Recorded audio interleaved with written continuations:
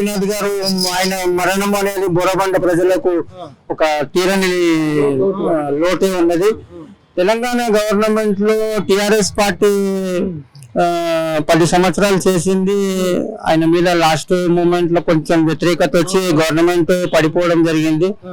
ఈ గవర్నమెంట్ 6 పథకాలు 420 చెప్పేది పథకాలు. ఆ 420 పథకాలు ఏ ఒక 10 ఏదైనా పనికొచ్చేటివి పబ్లిక్ లో మంచిగా వాళ్ళకి అవసరాన్ని బట్టి అది చేస్తే బాగుంటుండే. ఈ వచ్చిన 1 సంవత్సరానికి భరోసా కోల్పోయింది కాంగ్రెస్ గవర్నమెంట్. అట్లాని ఇక్కడ మాగంటి గోపీనాథ్ గారి ఫ్యామిలీ నుంచి ఇచ్చినా కానీ వారికి అనుభవపూర్వకంగా ఏం లేదు కాబట్టి మంచి గట్టి నాయకుడు, సమర్థవంతమైన నాయకత్వం కలిగినటువంటి నాయకుడు ఏ పార్టీ నుంచి నిలబడ్డా కానీ గెలుస్తాడు. కాకపోతే అయితే ఇప్పుడు ఎవరున్నారు నెక్స్ట్? విష్ణువర్ధన్ రెడ్డి పేరు వినిపిస్తుంది, పీజీఆర్ కొడుకు రెడ్డి. విష్ణువర్ధన్ రెడ్డికి ఇచ్చినా కానీ బాగానే ఉంటది. కాకపోతే ఇప్పుడు హిందుత్వం గురించి పాకిస్తాన్ మీద యుద్ధం జరిగిన దాన్ని బట్టి చూస్తే మాత్రము బీజేపీ పార్టీ ఇప్పుడు వస్తేనే బాగా అని మా ఉద్దేశము. పబ్లిక్ టాక్ కూడా లంకాల దీపక్ రెడ్డి గారు ఆయన చేస్తున్నాడు. మాకు సికింద్రాబాద్ కాన్స్టిట్యున్సీ కిషన్ రెడ్డి గారు ఉన్నారు. అయితే ఇప్పుడు మన పక్క రాష్ట్రమైన ఆంధ్ర చంద్రబాబు నాయుడు గవర్నమెంట్ వచ్చినాక కూటమి గవర్నమెంట్ జనసేన, తెలుగుదేశం, బీజేపీ కూటమిలో వాళ్ళ గవర్నమెంట్ ఎంత పేరు వచ్చేసింది. అదే 1 సంవత్సరము, ఇది 1 సంవత్సరం. ఇది 5 ఏళ్ళు వెనకాలకి వెళ్ళిపోయింది. అది 10 సంవత్సరాలు ముందుకు తీసుకెళ్ళాను చంద్రబాబు నాయుడు గారు ఒక మోడీ గారి అండదండలతో.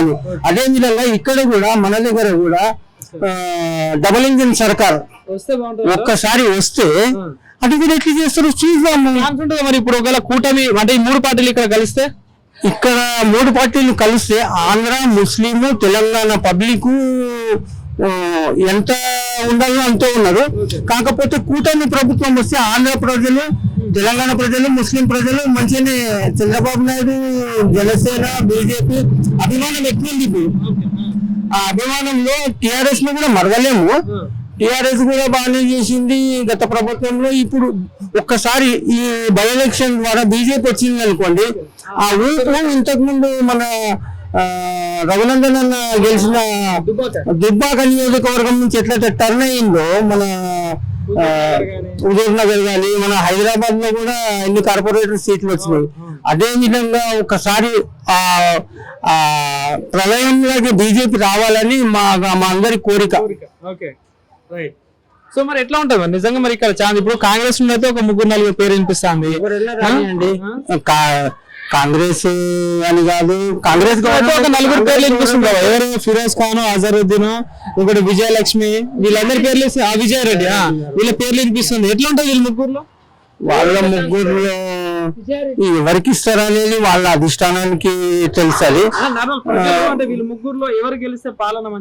అంటే మా ఉద్దేశంలో అయితే అట్లా ఏం లేదు. బీజేపీ వస్తేనే మనం అభివృద్ధి చెందుతాం అనేది మా భావన. నరేంద్ర మోదీ గారి నాయకత్వంలో ఇక్కడ కూడా డబుల్ ఇంజిన్ సర్కార్ వస్తేనే చాలా ప్రజలకు మేలు జరుగుతుంది అనేది నా ఉద్దేశం, నా పర్సనల్ ఉద్దేశము. పబ్లిక్ టాక్ లో కూడా మీరు చూడండి, బీజేపీకి సపోర్ట్ గా చాలా మంది లోపల చెప్పుకుంటారు కానీ బహిర్గతం అయితే లేరు. అది సో ఈ బై ఎలక్షన్ లో గెలిస్తే ఇంకా ఊపు వస్తుంది అంట. ఊపు వస్తుంది, హైదరాబాద్ లో ఊపు వస్తుంది, మొత్తం టోటల్ తెలంగాణలో కూడా ఒక మంచి ప్రపంచమే. ఇంకా అక్కడ ఆంధ్ర ఎట్లయితే వచ్చిందో ఇక్కడ కూడా అట్లనే రావాలి. వస్తే మనకు డెవలప్మెంట్ పరంగా ఇప్పుడు 5 సంవత్సరాలు ఇంకా పోయినాం. కాంగ్రెస్ వస్తే పర్వాలేదు, కానీ కాంగ్రెస్ ప్రభుత్వం ప్రజాపాలన అందిస్తున్నాము, మంచి 6 గ్యారెంటీలు ఇస్తున్నాము, ప్రజలకు అందుబాటులో ఉన్నామని మాట్లాడుతా ఉన్నారు. నిజమేనా? ఏం ప్రజాపాలన అండి? ప్రజాపాలన లేదేం లేదు. అందరు సీఎంలే. ఒక్క రేవంత్ రెడ్డి అనుకున్నాము, ప్రతి ఒక్కరు సీఎంఏ అన్న. ఒక్కరే సీఎం అంటేనే అందరు అనుకుంటాము, కానీ అందరు సీఎంలే. అట్లా ఉన్నా కానీ పర్వాలేదు, కానీ అందరు సీఎంలు ఉన్నా కానీ హామీలు ఎంతో త్వరగా మాకు అందుబాటులోకి వస్తే బాగుంటుండే. కానీ ఒక్క బస్సు మాత్రమే అంటుండ్రు, అంటే లేడీస్ మాత్రమే ఓట్లు వేస్తుండ్రు బస్సు ఇవ్వడానికి. జెంట్స్ అంటే ఉద్యోగస్తులు ఎంతో మంది ఉన్నారు, ఏదో వాళ్ళు జాబ్ పర్పస్ బిజినెస్ స్టూడెంట్స్ ఎంతో మంది ఓట్లు వేస్తారు. వాళ్ళందరికీ కూడా ఫ్రీ ఇస్తే ఇంకా బాగుంటుండే. ఇప్పుడు ఉన్న రేట్లు కూడా పెంచాలిగా బస్సు. ఉన్న రేట్లు పెంచినట్టే అదే ఇప్పుడు రేవంత్ రెడ్డి గారు అనుకున్నది ఒకటి, ఆ రైతులలో ఒకటి. టికెట్ మేము తీసుకొని నిలబడిపోవాల్సి వస్తుంది. ఫ్రీ బస్ ఇచ్చినందుకు వాళ్ళు విచ్చలవిడిగా పొద్దుగాల వండేది లేదు, టిఫిన్ చేయించేది ఏం లేదు పిల్లలకు.